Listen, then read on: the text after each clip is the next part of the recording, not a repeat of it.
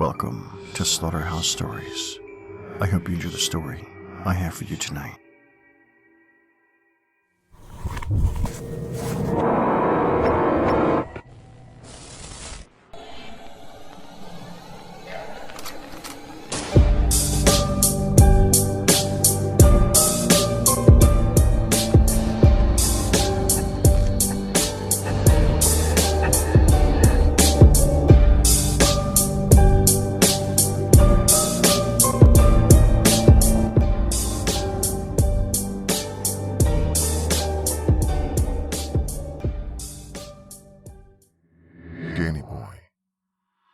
For those of you who don't know, the era of the 1980s wasn't the best time for a kid to grow up in America.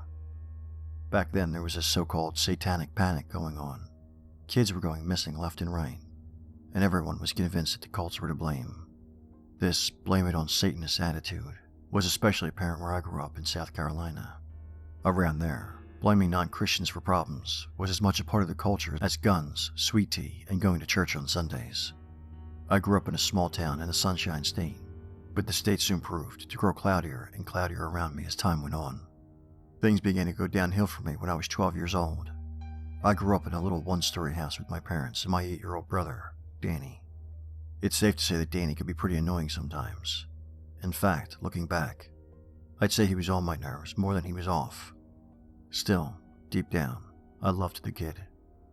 Once in a while, he and I got along, and the moments that we did see eye to eye, well, they were truly memorable. Our times together ceased on April 13, 1984. That day seems like a dream to me now, a distant memory. Danny and I had just gotten home from school. Our father was still at work, and my mother was gone too, leaving a note on the fridge for us. Went to Jen's. Please run to the supermarket and pick up eggs so I can make your cake. The following day was my birthday. I'd almost forgotten. I told Danny to stay put while I ran to the store, but the little bugger informed me that he was coming along. Of course, I argued with him. I did not need him coming along with me to the store. He had been annoying me the entire walk home from school. As I argued with him, I knew in the back of my mind that I had to take him. I mean, come on, the kid was 8 years old.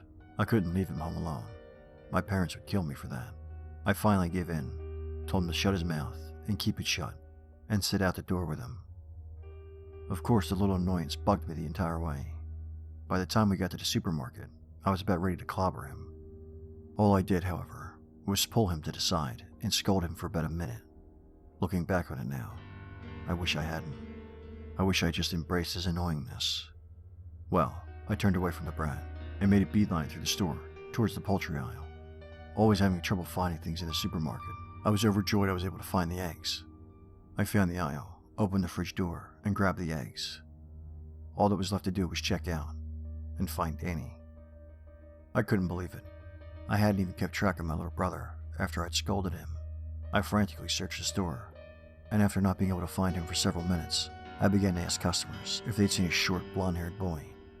No one had a clue. I even resorted to getting customer service to call for him, but my little brother didn't come. The worst part was going home and telling my parents. I felt terrible. The next day was the worst birthday ever, as you can imagine. I still hate my birthday for this reason. For weeks, the police searched for him. My parents frantically combed the entire town, always stopping to post missing person signs all over the place. I couldn't even think of what could have happened. I was scolded by my parents every night for it. My dad quickly slipped into depression, taking to alcohol as a means of escape. After a month, the search was called off. No one had any idea of where Danny was. He had disappeared without any trace. A couple of weeks after the search was called off, the police called in my parents, showing them a photograph they'd found in the parking lot of an abandoned store. The case remains open to this day.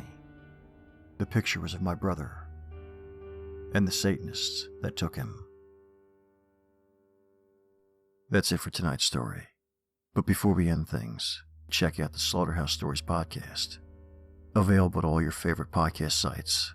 So download and subscribe. Be a listener, not a victim. And as always, thank you for listening. If you enjoyed tonight's story, please like, share, and subscribe. And until next time, stay spooky.